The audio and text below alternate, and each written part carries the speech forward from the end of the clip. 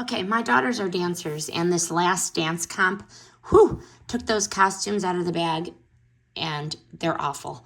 So I found this fabric deodorizer, SilverWorks, powered by silver ions, and smart, gentle odor control for delicate fabrics. Costumes are very delicate, so I really wanted something that was for delicate fabrics.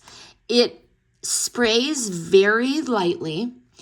When you first spray it on, it's an instant boost of freshness, and it didn't leave any weird residue. It's light, it's clean, it is not overly perfumed.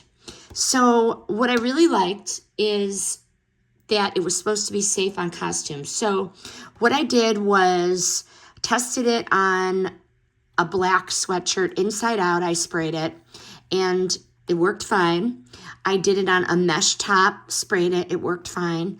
And finally, I tested it on a polyester costume, and it seems to be working fine. It's drying right now. So it definitely neutralized the odor fast, and no harsh chemicals, which is a plus. It uses the silver ions, and the hydrogen peroxide feels safe on the fabric so far. Always use the use test, obviously.